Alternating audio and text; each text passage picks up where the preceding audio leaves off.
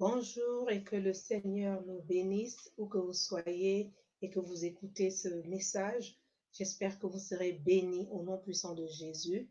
Je voudrais prier d'abord avant de commencer et confier ce moment dans la présence du Seigneur Jésus. Éternel Dieu de bonté, tu es le Dieu Alpha, le Dieu Oméga, trois fois saint et nul n'est comme toi. Personne ne peut se comparer à toi.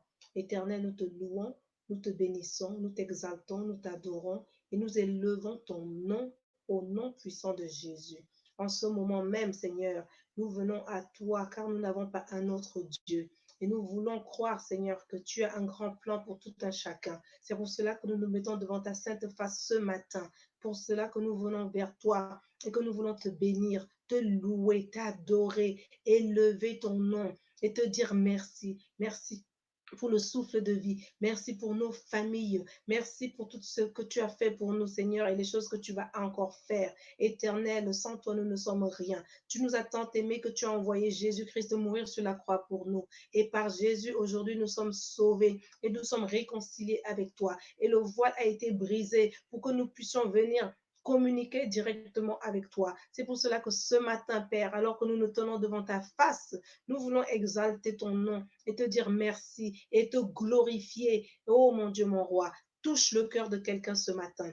Éternel, qui suis-je pour me placer devant ton peuple et donner la parole de Dieu? Que cette parole ce matin me parle à moi également, qu'elle parle à tout un chacun à travers le monde, surtout ceux qui sont dans la souffrance en ce moment. Éternel Dieu de bonté, tu as mis cette parole dans mon cœur pour que nous la partagions, pour que nous voyions ce que tu veux faire avec nous en ce moment où le monde souffre, pour nous rappeler que tu es avec nous dans ce moment de souffrance. Seigneur Jésus, bénis ta parole. Béni sois-tu pour ce que tu as fait pour nous et ce que tu continues de faire, car la Bible déclare que tu continues d'intercéder pour nous jour et nuit. Saint-Esprit, nous t'implorons, toi qui es notre aide, tu es notre avocat. Maintenant, en ce moment précis, ouvre notre cœur à l'entendement de la parole de Dieu, afin que nous puissions faire ce que la parole nous dit de faire et pour qu'on puisse voir la gloire de Dieu sur la terre des vivants, qu'il soit fait selon la seule et unique volonté de Dieu. Au nom de Jésus. Amen, amen, amen. Mes amis, soyez bénis, où que vous soyez à travers le monde et que vous allez écouter cette parole aujourd'hui. Que le Seigneur vraiment soit glorifié. Amen.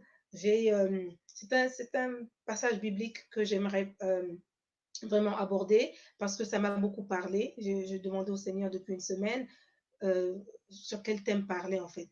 Je ne savais pas.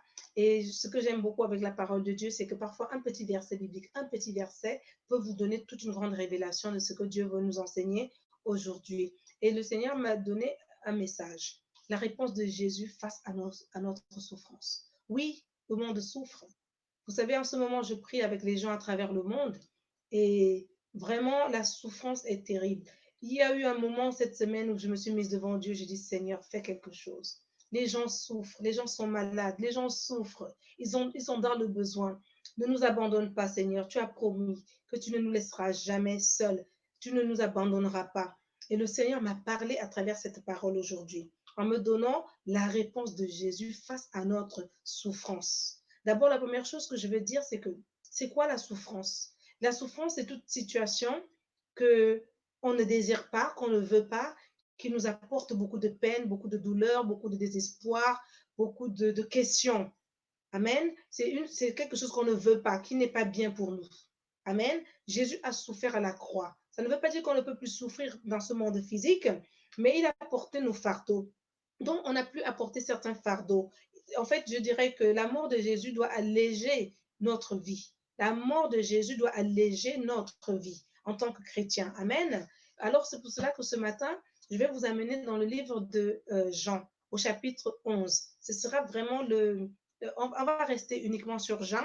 Il y aura quelques versets bibliques ici et là, mais on va rester essentiellement sur Jean, tout le chapitre du verset du chapitre 11. Amen. Donc, je vais prendre certains versets bibliques par rapport à tout ce chapitre, mais je vous invite à lire le chapitre en entier, parce que pour une heure de prédication, je ne peux pas lire tout et aller sur tout. Je vais juste aller sur les versets qui m'ont réellement parlé, parce que le Seigneur nous parle à travers cela. Qui peut dire qu'il n'a jamais eu son cœur brisé? Qui peut dire qu'il n'a jamais été dans une situation où il dit, oh, il a appelé, c'est-à-dire tu as crié au Seigneur, tu as appelé le Seigneur, tu as prié et tu as l'impression que le Seigneur ne t'a pas répondu. Tu as l'impression que le Seigneur a tardé à venir. Et tu as même l'impression que quand il a agi, ben, c'était trop tard parce que ce qui est arrivé est arrivé. Amen. Et c'est un peu cela qui m'amène à dire que il est temps qu'on regarde la réponse.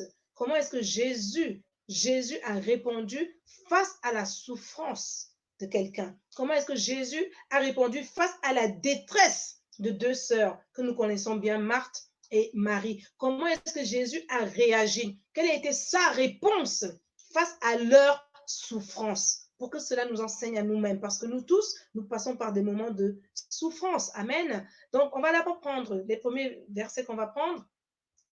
Je vais vous amener d'abord sur ce... Amen. On va prendre de Jean 11, versets 1 à 5. Je vais le lire au nom de Jésus. Il y avait un homme malade, Lazare de Béthanie, village de Marie et de Marthe, sa sœur.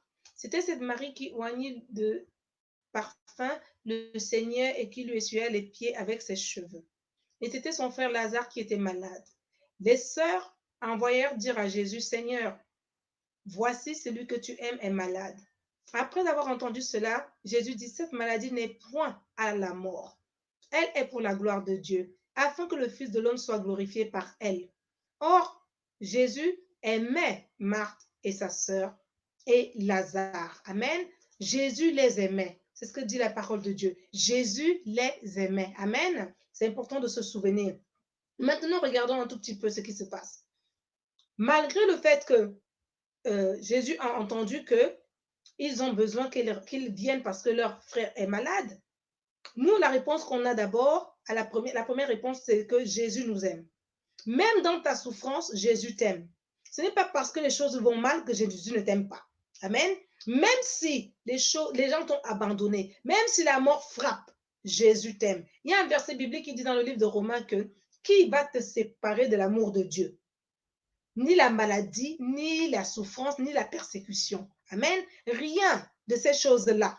Vous voyez, la Bible a dit qui peut te séparer de l'amour de Dieu? Parce que la souffrance est considérée comme une personne dans ce cas-là. La persécution est considérée comme une personne dans ce cas-là. Donc, nulle de ces choses-là ne peut te séparer de l'amour de Dieu. Même si tu souffres, la première réponse que tu dois recevoir du Seigneur ce soir, c'est qu'il t'aime. Amen. La Bible nous dit que Jésus aimait Marthe et sa sœur, et ainsi que Lazare. Il les aimait. Mais maintenant, je veux qu'on parte à partir du verset 6. Regardez un tout petit peu. On va prendre du verset 6 au verset 16 pour voir un tout petit peu ce qui se passe là. J'ai un peu de... Ok, voilà, super. Donc, maintenant, je peux mettre mes versets. Que le Seigneur nous bénisse et bénisse sa parole. Lors donc qu'il eut appris que Lazare était malade, verset 6, il resta 2 jours encore dans le lieu où il était. Et il dit ensuite aux disciples, retournons en Judée. Les disciples lui dirent, Rabbi, les Juifs tout récemment cherchaient à te lapider et tu retournes en Judée? Jésus répondit, n'y a-t-il pas 12 heures au jour? Si quelqu'un marche pendant le jour, il ne bronche point parce qu'il voit la lumière de ce monde. Mais si quelqu'un marche pendant la nuit, il bronche parce que la lumière n'est pas en lui. Après ces paroles, il leur dit, Lazare, notre ami, dort, mais je vais le réveiller. Les disciples lui dirent, Seigneur, s'il dort, il sera guéri. Amen. Jésus avait parlé de sa mort, mais ils crurent qu'il parlait de l'assoupissement du sommeil. Alors Jésus leur dit ouvertement, Lazare est mort. Et à cause de vous, afin que vous croyiez, je me réjouis de ce que je n'étais pas là. Mais allons vers lui. Sur quoi Thomas, appelé Didyme, dit aux autres disciples, allons aussi, afin de mourir avec lui. Alléluia. Regardez un tout petit peu. Les disciples sont encore dans l'incrédulité. Et c'est ça que on va voir la deuxième réponse de Jésus. La deuxième réponse de Jésus, c'est que Jésus va attendre toujours le temps parfait pour agir. On lui dit, Lazare est malade. Jésus n'est pas parti aussitôt. Il est resté. Amen. Et la Bible nous dit, au verset 6, qu'il est même resté 2 jours de plus. Il reste 2 jours de plus. Amen. La Bible nous montre que Nous là, nous sommes impatients. Regardez verset 6, je vais le mettre. Lorsque donc il eut appris que Lazare était malade, il resta 2 jours encore dans le lieu où il était. Donc ça veut dire qu'on vient lui dire que ton ami est malade. Il ne s'est pas précipité pour courir.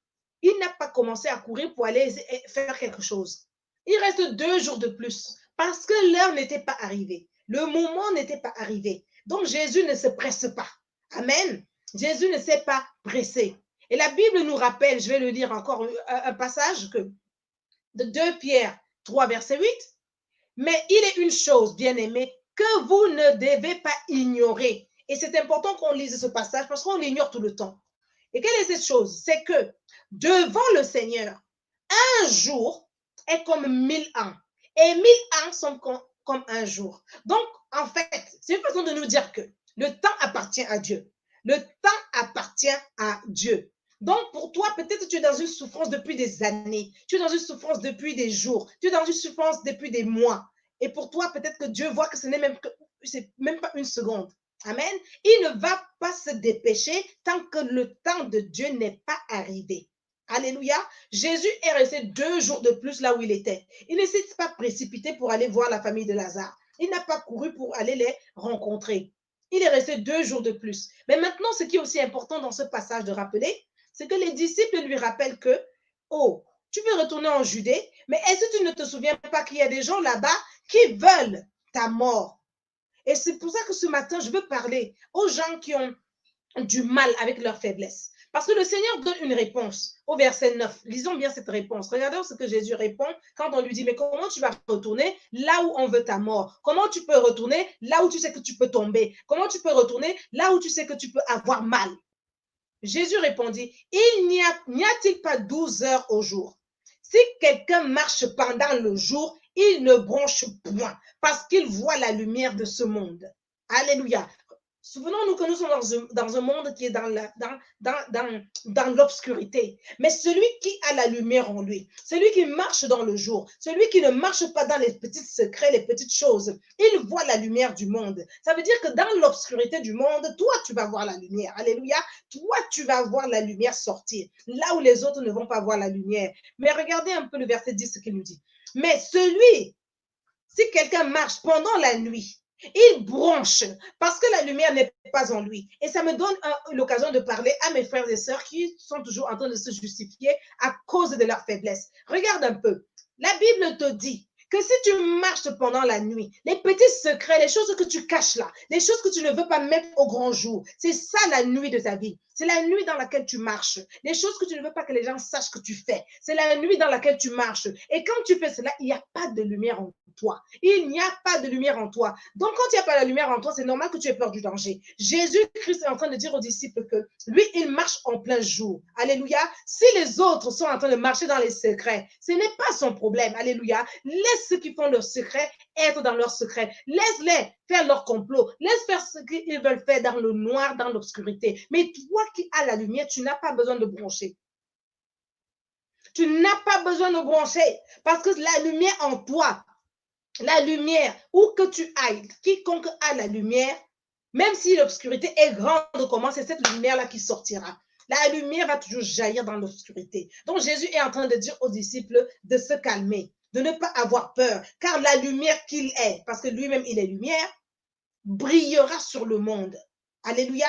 Dans ce cas, il n'a pas peur. Pourquoi est-ce qu'il aura peur d'aller en Judée? Maintenant, revenons dans notre histoire, parce que je ne suis pas en train de prêcher sur ça aujourd'hui, parce que j'étais en train de partir autre part.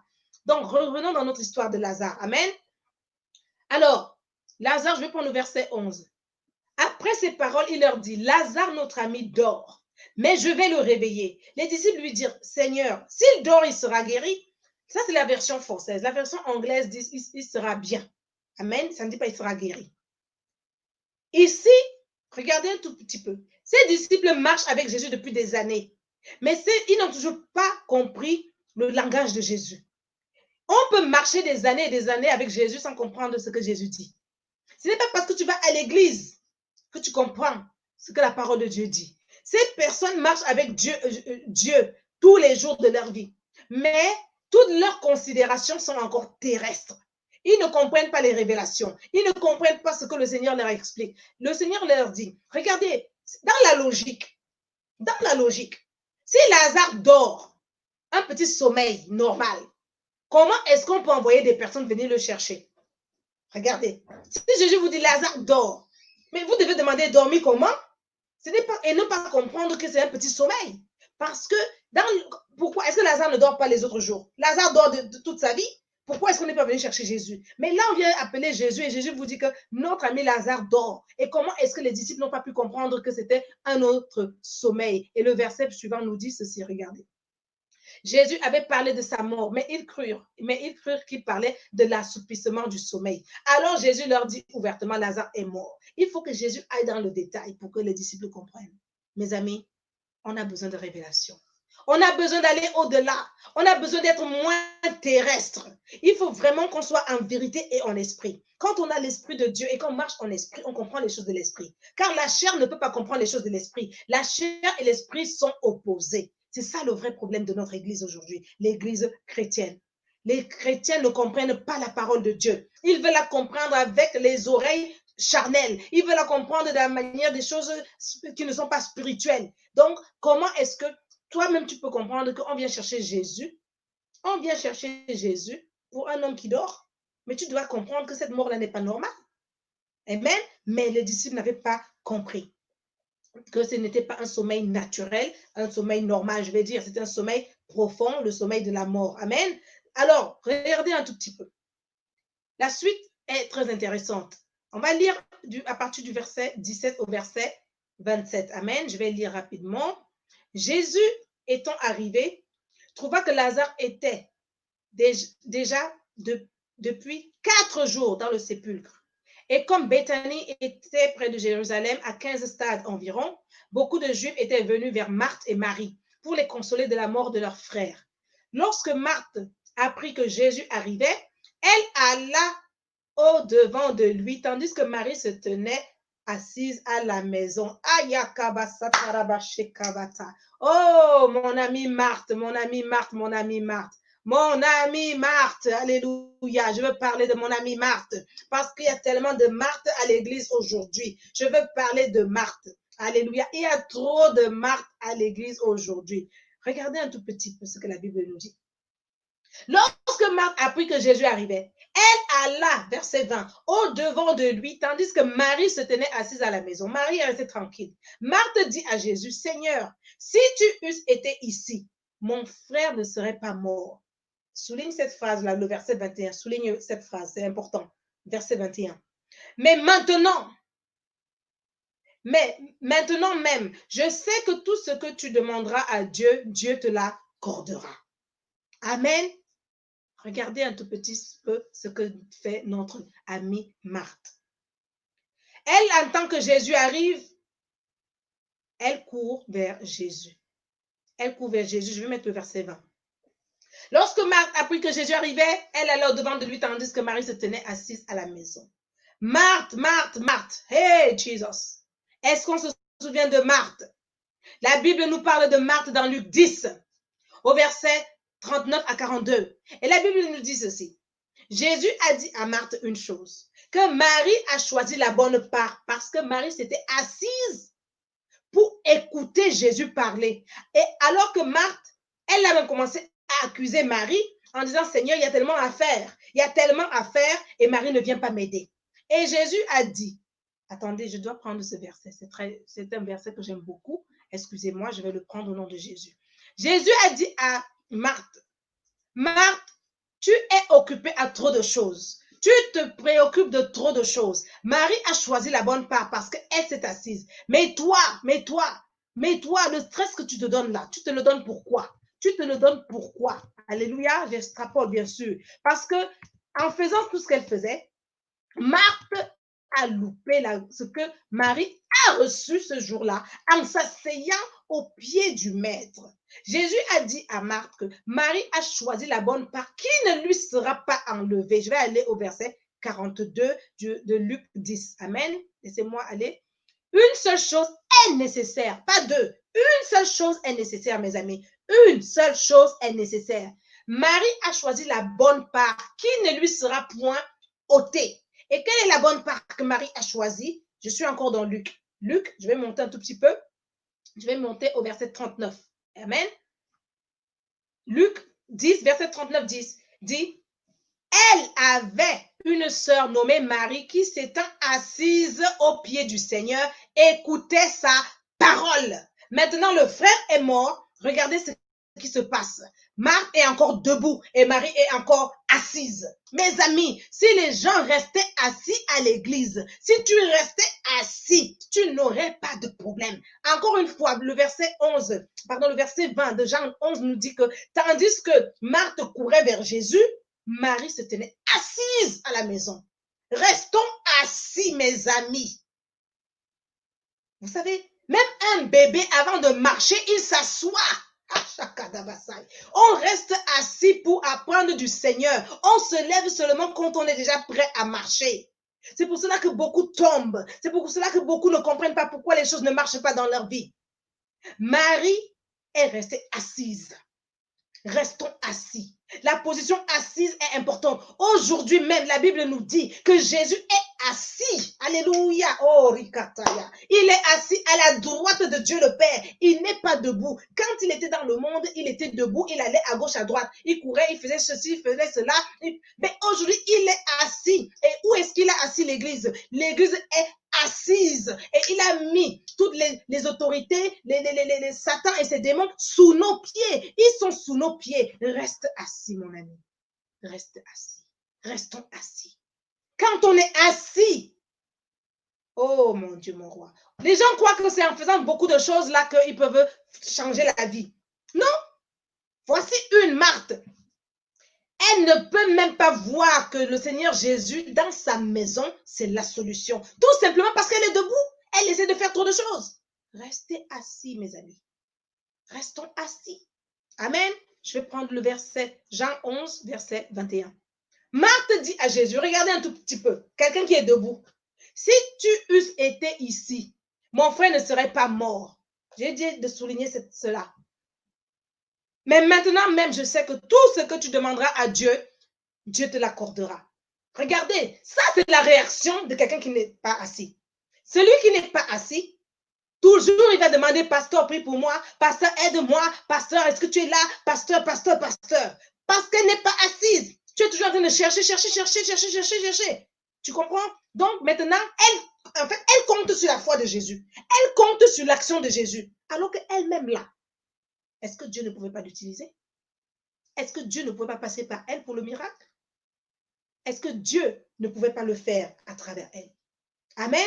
Donc, Lazare est mort. Il est déjà dans le tombeau depuis 4 jours. Jésus arrive. Mais Marthe nous montre qui nous sommes. Il y a tellement de Marthe dans nos églises. Il y a tellement de Marthe. Ils savent tout faire. Tu cours à gauche, à droite. Reste assis un tout petit peu. Tu verras la différence entre celui qui est assis et celui qui est debout. Tu vas voir la différence dans un instant. Avec la même réaction.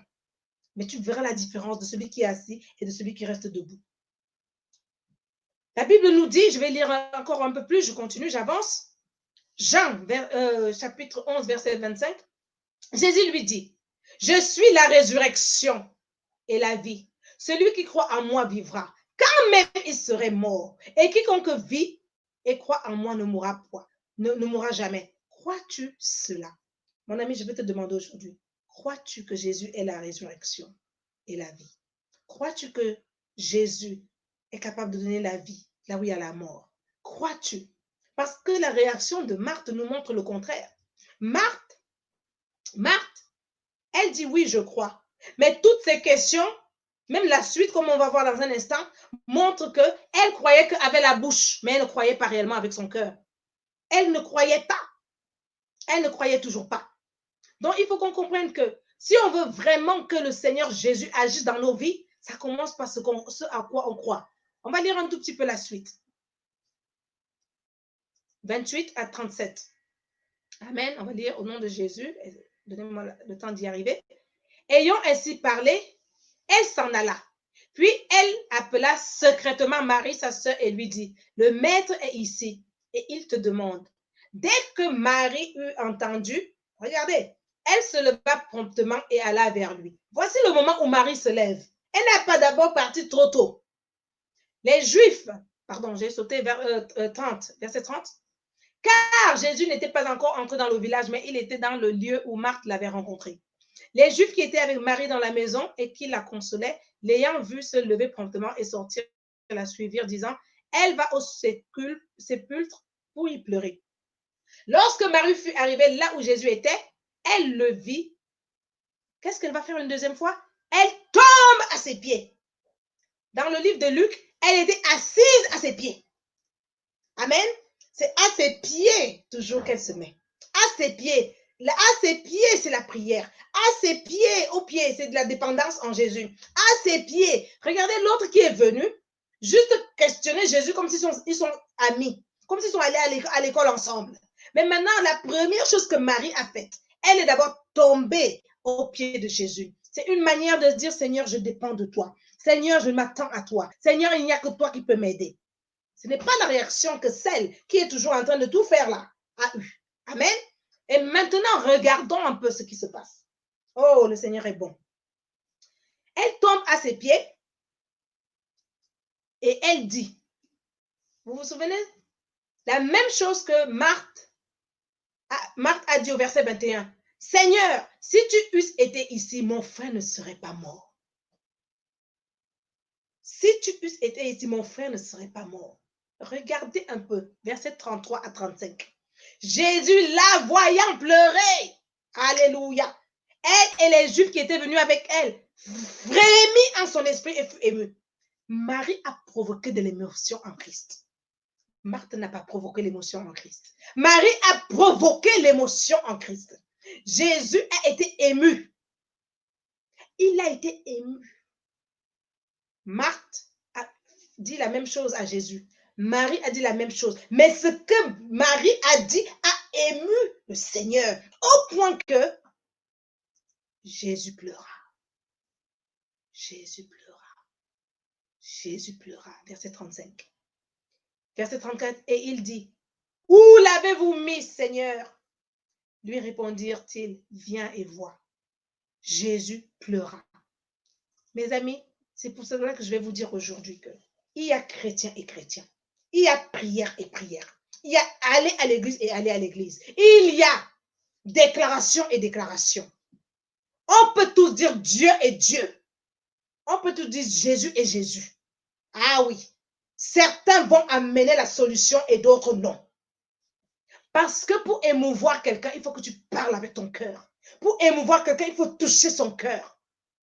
Marie a touché le cœur de Jésus. Marthe n'a pas pu toucher le cœur de Jésus. Pourquoi? Parce qu'elle était trop terrestre. Marie a touché le cœur de Jésus.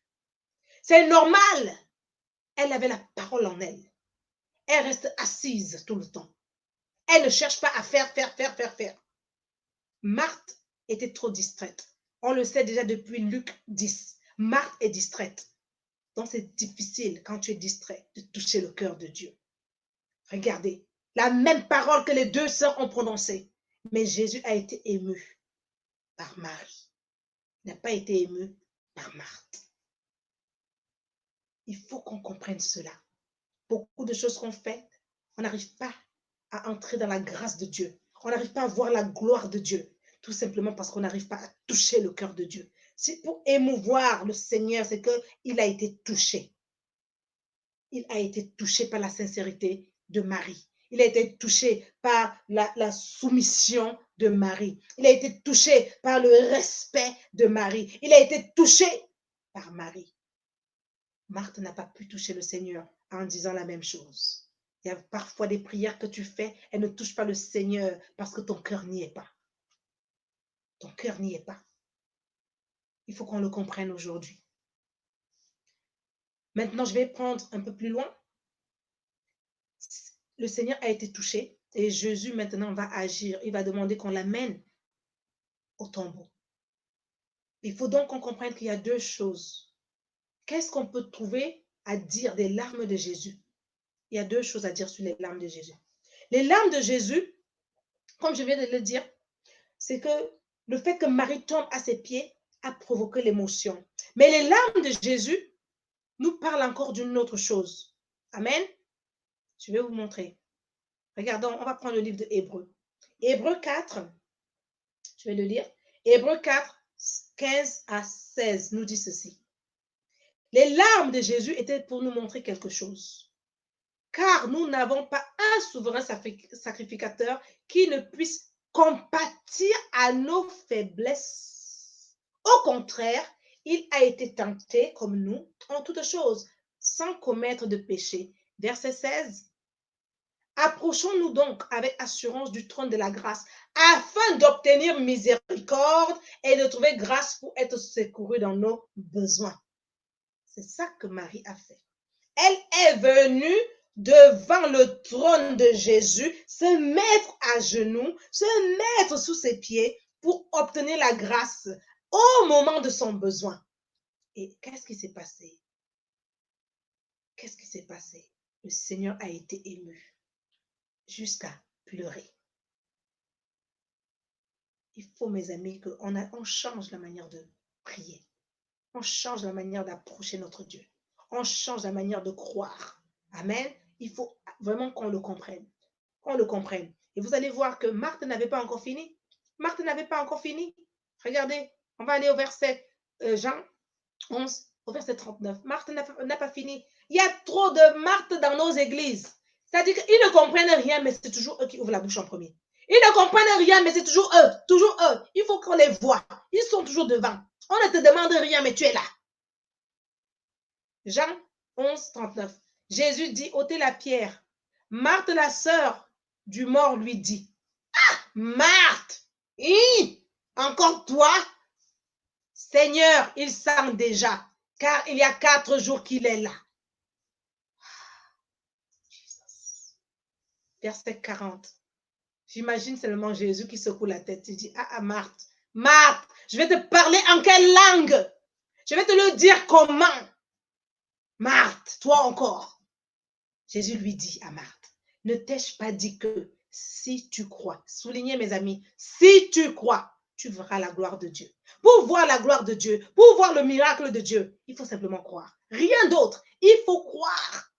Le Dieu que nous servons, dans les problèmes que nous avons, il est un Dieu de miracles. Il est un Dieu de solutions. Il est dans les problèmes. Il est avec nous dans les problèmes. Il est dans la barque, là où la barque est en train de tanguer pour sombrer. Il est avec nous dedans. Mais tout ce qu'il nous demande, c'est de croire en lui. C'est de croire. C'est de croire. Mais combien de Marthes sont là? Poser des questions qui ne valent même pas la peine d'être posées à ce Dieu-là. Toujours ouvrir la bouche et broncher. Oh Lord, have mercy. Seigneur, aie pitié de nous. Marthe, encore une fois, elle vient parler alors qu'elle ne devrait même pas parler.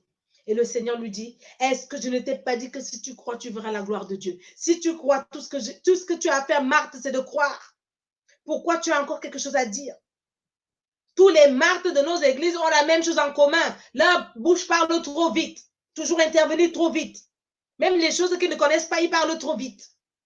Ne parle pas. On te demande de croire. On ne te demande pas de parler. Crois seulement. Oui, il sent et alors. Jésus est là. Le Seigneur est là. Ça fait 4 jours et alors. Ça fait 5 ans et alors. Ça fait 20 ans et alors. Ça fait 1 millier d'années et alors. Quand le Seigneur arrive, il est la vie et la résurrection. Pourquoi est-ce que tu as du mal à croire que la résurrection et la vie sont devant toi? Ah, Seigneur, aide-nous. Marthe, c'est beaucoup d'entre nous. Jésus est là. Jésus est là. Et il nous montre le problème de Marthe pour que nous-mêmes on voit notre problème. Notre problème, c'est que nous ne croyons pas. On croit avec la bouche, mais on ne croit pas avec notre cœur. On continue de douter. Tu crois et tu doutes en même temps. Quand tu crois, tu es sûr, tu connais 120%, 150, 200 000%, parce qu'il s'agit du Seigneur. Tu n'as pas besoin de douter. Tu sais simplement que Dieu est avec toi. Et c'est ça le défi de l'église du 21e siècle. On ne croit pas. On va à l'église, on prie Jésus, on adore Jésus, on loue Jésus, mais quand il s'agit de croire, on ne croit pas. On a du mal. On a du mal. On ne croit pas en sa parole. Beaucoup de gens vivent hors de la parole de Dieu parce que tu ne crois pas, c'est pour cela que tu peux le faire. Mais celui qui croit ne va pas vivre en dehors de la parole de Dieu. Et quand tu es hors de la parole de Dieu, comment tu peux attendre le miracle? Le miracle de Lazare. Le miracle de Lazare, oh mon Dieu, ce n'est pas à cause de Marthe. Ce n'est pas Marthe qui a ému Jésus. C'est Marie qui a ému Jésus. Au point qu'il a pleuré. Amen. Il a pleuré. Donc ça ne dépend pas de l'homme. Le miracle venait de toute façon. Jésus a dit, je m'en vais là-bas déjà pour faire le miracle. Et combien de fois le Seigneur s'est levé pour venir faire un miracle dans ta maison? Mais toi-même, à cause de tes doutes, à cause de tes peurs, à cause de ce qu'on t'a fait dans le passé que tu n'arrives pas à abandonner, tu es ancré dans des petites choses et le Seigneur, le miracle passe à côté. Dieu ne fait pas de miracle. Pourquoi? Combien de fois le Seigneur s'est levé aujourd'hui, miracle dans la vie de mon fils, miracle dans la vie de ma fille, miracle, mais le miracle n'a pas eu lieu. Imaginez que Jésus écoutait Marthe. Il sent déjà. Il sent déjà. Il y a 4 jours qu'il est là. Tu voulais qu'il dise quoi, Marthe?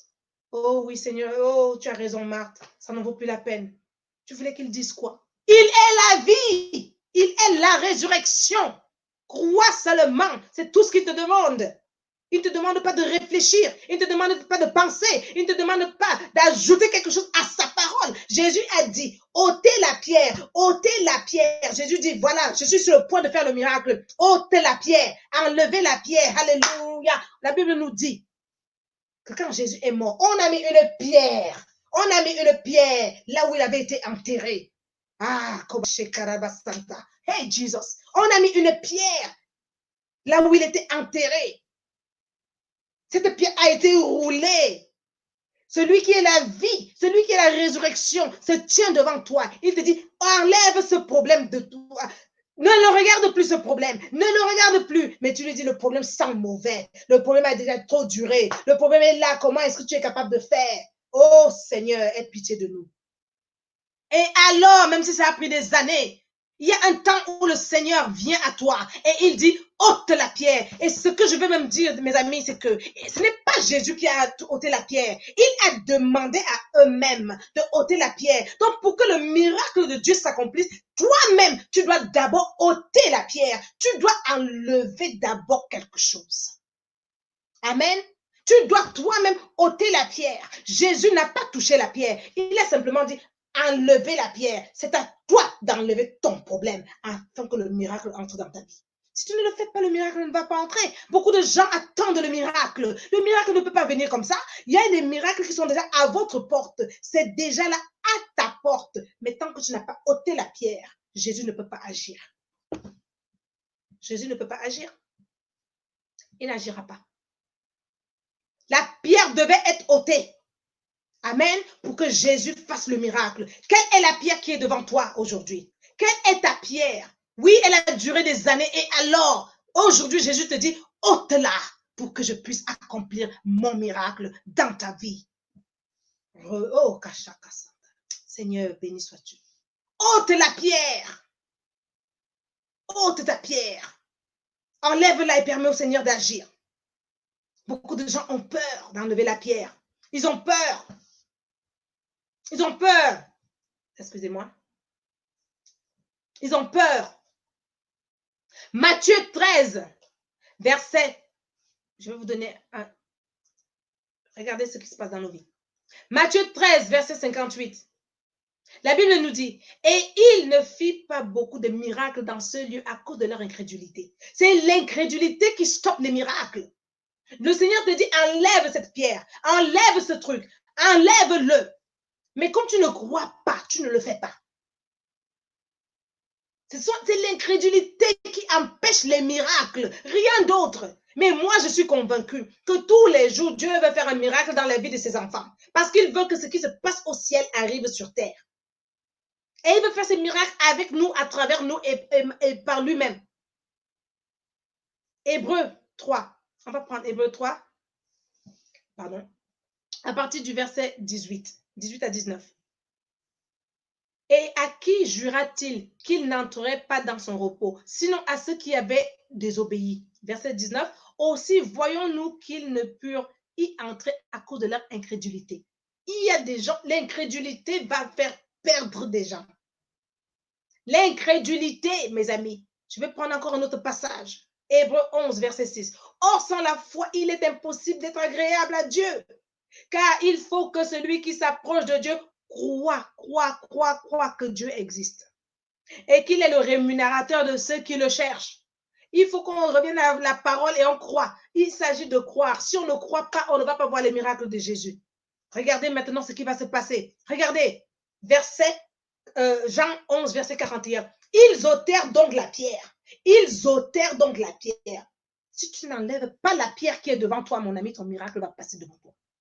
Enlève la pierre qui est devant toi. C'est à toi d'enlever la pierre. C'est à toi d'enlever ta peur. C'est à toi d'enlever tes problèmes. C'est à toi d'enlever certaines choses pour que Jésus fasse le miracle. Alléluia. Regardez. Et Jésus leva les yeux en haut et dit, Père, je te rends grâce de ce que tu m'as exaucé. Verset 42. Pour moi, je savais que tu m'exauces toujours. Pour moi, je savais que tu m'exauces toujours, mais pour eux, mais j'ai parlé à cause de la foule qui m'entoure. Pourquoi? Parce que ce sont des incroyants. Ils ne croient pas en ta parole. Ils ne croient pas en moi. Donc moi, Jésus, qui te parle, Père, moi, je suis avec toi. Je sais que tu m'as déjà exaucé. Je sais que le miracle est déjà là. Mais comme eux, là, ils ne croient pas. C'est pour cela que je parle. C'est même pour ça que je dis quelque chose ici. Je dois faire tout ça à cause de... Oh Seigneur, aie pitié de nous. Aie pitié de nous, Seigneur. Aie pitié de nous. Aie pitié de nous. Le nombre de fois qu'on te dit qu'on croit et pourtant on ne croit pas. Aie pitié de nous, Seigneur. Aie pitié de nous. Aie pitié de nous, mon Dieu, mon roi. Aie pitié de nous. Aie pitié, Seigneur. Aie pitié de ton peuple. Aie pitié de notre incrédulité. Aie pitié de nos doutes. Aie pitié, Seigneur, ce jour. Oh, mon Dieu, mon roi. Aie pitié, aie pitié, aie pitié. Donne-nous la foi, Seigneur, je te demande la foi. Donne-nous la foi, donne-nous de croire en toi, sans douter. Donne-nous de croire en tes miracles, de croire en ce que tu es capable de faire dans nos vies. Oh Père, aie pitié de nous. J'ai parlé à cause de la foule qui m'entoure, afin qu'ils croient que c'est toi qui m'as envoyé. Regardez tout ce que Jésus est obligé de faire. Pourquoi? Parce qu'il est entouré des gens incrédules. Et mes amis, ça n'a pas changé à l'église aujourd'hui. Beaucoup de gens ne croient toujours pas. Ils ne croient toujours pas. Et ayant dit cela, il cria d'une voix forte, Lazare, sors! Verset suivant, 44. Et le mort sortit, les pieds et les mains liés de bandes et le visage enveloppé d'un linge. Jésus leur dit, déliez-le et laissez-le aller. Ce n'est pas Jésus qui a délié Lazare. Il ne faut pas qu'il touche parce que sinon on va dire qu'il a fait la magie. Il est Dieu, il n'a pas besoin de te toucher. Jésus n'a pas besoin de te toucher. Tout ce qu'il veut, c'est que tu crois. Jésus n'a pas besoin de te toucher. Regardez un peu. La femme avec l'issue de sang, c'est elle qui a touché Jésus, ce n'est pas Jésus qui l'a touché. Le centurion, est-ce que Jésus était là dans la maison, là où son serviteur était malade? Non, il ne l'a pas touché. Jésus n'a pas besoin de te toucher. Tout ce qu'il veut, c'est que tu crois. Que tu aies cette foi-là de croire que ce qu'il a dit s'accomplit. Mais comme je l'ai dit, ôte d'abord cette pierre d'achoppement qui est devant toi. Ôte d'abord cette chose qui t'empêche de recevoir de Jésus. Ôte d'abord les choses qui te bloquent pour que tu reçoives ta bénédiction aujourd'hui. Car les temps sont, vous savez, les temps et les saisons appartiennent à Dieu. Il y a un moment où Dieu va amener une solution devant toi. Si tu n'enlèves pas la barrière toi-même, tu n'enlèves pas la pierre toi-même, ça ne va pas se passer. Ça ne va pas se passer. Vraiment, il faut qu'on comprenne la parole de Dieu, mes amis. Il faut qu'on comprenne la parole de Dieu. Le miracle de Jésus, c'est la réponse à nos souffrances. Alléluia. Jesus. Le miracle. Le miracle. Parce que quand Dieu permet qu'on soit dans la souffrance, c'est parce qu'il veut être glorifié. Il veut se glorifier. Donc, dans la souffrance, Dieu veut apporter une solution à laquelle personne n'attendait. C'est quoi le miracle? C'est là où personne n'attendait. Après 4 jours, qui pouvait attendre que Lazare peut encore vivre? Donc, ton problème est là depuis des années. Fair enough. Oui, ça fait des années. Et alors? Laisse-moi te dire aujourd'hui que ce n'est rien pour Jésus. Quand Jésus est là, le miracle se manifeste. Jésus a manifesté sa puissance dans le problème, dans la douleur, dans la souffrance, dans la peine de la famille de Lazare. Et c'est la même chose qu'il veut faire pour toi. Quelle que soit ta situation qui t'apporte la peine maintenant, le miracle est déjà là. Mais tout ce que Jésus te demande, c'est enlève la pierre, pousse la pierre de côté, mets cette pierre de côté afin qu'il puisse agir. Mets la pierre de côté et Jésus va le faire. Amen. Mets la pierre de côté. Je te le dis, Jésus va le faire. Jésus n'a pas besoin de te toucher. Et la raison pour laquelle il y avait la foule également. Quand Jésus veut faire un miracle dans ta vie, c'est pour que ceux qui ne croient pas puissent voir et croire. Beaucoup de gens te regardent. Ils se disent que c'est fini pour toi. Ils se le disent. Ce sont des incroyants. C'est pour ça qu'ils sont incroyants parce qu'ils ne croient pas que Dieu est capable de te changer. Dieu est capable de t'amener à la prospérité. Dieu est capable de faire de grandes choses avec toi. Ils ne croient pas. C'est pas grave. Toi, crois seulement. Crois en ton Dieu. Crois seulement. Crois en ton Dieu. Et tu verras. Tu verras. Tu verras. Ne sois pas comme Marthe, toujours dans la distraction terrestre, qui oublie même les bonnes manières devant le Seigneur. Elle oublie que le Seigneur regarde nos cœurs. Tout ce qu'elle voulait, c'était, oui, Seigneur, la solution. Elle est toujours en train d'accuser. Marthe, ça, c'est le problème de Marthe. Mais Marie, qui était assise, elle était assise, elle a provoqué l'émotion de Dieu. Elle a touché le cœur de Dieu. Il faut toucher le cœur de Dieu. Tu ne peux pas toucher le cœur de Dieu et Dieu reste insensible. C'est pas possible. Aussitôt que le cœur de Jésus a été touché, il est, montrez-moi vite où il est, montrez-moi vite où il est, que je fasse la solution maintenant, que j'arrête les pleurs là. Jésus ne pouvait pas supporter de voir ces pleurs là. Il a regardé les pleurs de Marie, il regarde les gens qui pleurent autour de lui. Il ne pouvait pas supporter cela. Il ne pouvait pas le supporter. Toi, tu pleures, tu pleures. Jésus ne peut pas supporter tes pleurs. Mais est-ce que tes pleurs sont celles de Marie ou est-ce que sont celles de Marthe? C'est quoi l'origine de tes pleurs? Est-ce que tu veux juste une solution pour ton confort terrestre ou est-ce que tu veux une solution qui va apporter la gloire à Dieu? C'est là la question. Que le Seigneur vraiment apporte une réponse face à ta souffrance. Alors que tu as compris la parole aujourd'hui, il attend que tu enlèves la pierre toi-même. Il attend que toi-même, tu lui déverses sur ton cœur avec sincérité. Sincérité. Pas parce que tu as mal et ça te fait mal, mais avec sincérité. Parce que même dans la mort ou dans la vie, le Seigneur est avec nous. C'est ce qu'il nous dit. Dans la mort ou dans la vie, il est avec nous. On n'a pas à avoir peur. On n'a pas à avoir peur. Amen. Je vais lire ce verset-là. C'est Hébreu. Nous avons un souverain sacrificateur qui ne puisse compatir à nos faiblesses. Au contraire, il a été tenté, comme nous, en toutes choses, sans commettre de péché. Et aujourd'hui, on peut s'approcher du trône de la grâce, et recevoir de lui. Et en plus de cela, la Bible nous dit qu'on ne peut pas lui plaire sans croire en lui, sans avoir la foi. Que ta foi se lève maintenant. Et cette foi que le Seigneur attend pour que ton miracle soit débloqué. Amen. Cette foi commence, si tu crois en Jésus, tout ce qu'il te demande d'enlever, tu dois l'enlever. Qu'est-ce que Jésus t'a demandé d'enlever dans ta vie maintenant? Enlève-le. Pourquoi tu attends? Pourquoi attendre? C'est aujourd'hui que le Seigneur veut agir. Toi, c'est toi qui veux le miracle, mais tu n'es pas prêt à enlever. Et tu es là comme Marthe à dire, oui, mais ça sent, ça fait déjà des mois, ça fait des années, ça fait comme si tu es toujours en train de te lamenter, en train de pleurer. Tant que tu pleures et tu te lamentes, tu ne verras jamais le miracle s'accomplir. Et je vais finir avec un témoignage. C'était il y a quelques années déjà, une jeune fille qui me contactait de l'Allemagne. Et je priais avec elle au téléphone. Et cette jeune fille, même au téléphone, quand je l'appelle, ou elle m'appelle, elle pleure, elle pleure, elle pleure. Elle pleure, elle pleure, elle pleure. Qu'est-ce qu'elle voulait? Elle demandait le mariage au Seigneur, mais toujours rien. Mes soeurs sont mariées, vraiment, vraiment, je ne comprends pas. Elle pleure. Et un jour, le Seigneur me donne un message. Je lui dis, est-ce que tu sais que ton époux est à ta porte? Mais tu pleures tellement que tu ne le vois pas.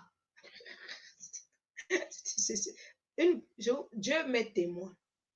Dieu m'est témoin de l'histoire que je vous donne là. Donc, je crois que c'était au mois de décembre, comme ça, de cette année-là, peut-être 2013 ou 2014, je ne me souviens plus, ou 2015. Et je lui dis un jour, il faut arrêter de pleurer. Arrête de pleurer. On va prier, mais tu arrêtes de pleurer. Arrête de pleurer. Allez, pleure, tu arrêtes. Tu annules. On a prié peut-être une semaine, 2 semaines. On a même jeûné ensemble. Et puis, janvier, je pense que c'était en décembre, au mois de janvier comme ça, janvier ou février, vers la fin janvier ou début février, vous allez rigoler.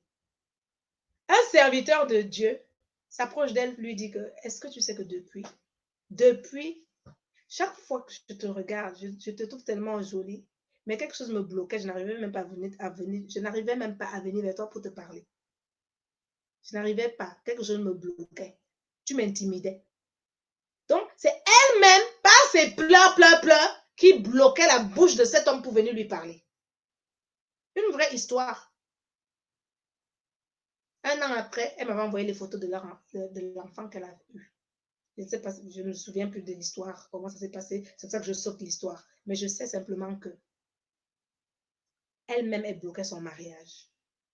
Elle-même, elle bloquait son mariage. Le monsieur était là. Il n'était pas loin. Il était là. Tous les jours, elle pleure. Seigneur, donne-moi, Seigneur, donne-moi. Tous les jours, elle pleure, elle pleure, elle pleure. Mais le miracle était là. Arrête de pleurer. Par contre, enlève la pierre. Amen. Enlève la pierre. Elle devait enlever la pierre de toujours regarder que les autres sont mariés, la pierre de jalouser ses sœurs qui étaient mariées. C'était sa pierre. Quand tout ça a été enlevé, la bouche de monsieur s'est ouverte pour venir lui parler. C'était en plus un serviteur de Dieu, un évangéliste. Je me souviens plutôt de l'histoire il y a un peu longtemps. Beaucoup de choses comme ça, j'oublie. Dieu est grand. Enlève la pierre, car Jésus a une réponse dans ta souffrance et il veut la manifester aujourd'hui. Il veut la manifester pour toi aujourd'hui. Je te le dis au nom puissant de Jésus que ta réponse, la réponse à ta souffrance, elle est là. Enlève, ôte la pierre pour que Jésus manifeste son miracle et que tu sois béni. Amen. Que le Seigneur te fortifie, toi qui m'écoutes ce soir ou ce matin, quelle que soit l'heure où tu reçois ce message, et surtout qu'il te fasse du bien. Reçois ton miracle. Au nom de Jésus, reçois ton miracle. Fais ce que le Seigneur te demande de faire et reçois ton miracle. Car il est un Dieu bon, un Dieu qui a une réponse face à notre souffrance et ne nous abandonne pas. Sois béni au nom de Jésus. Amen, amen, amen.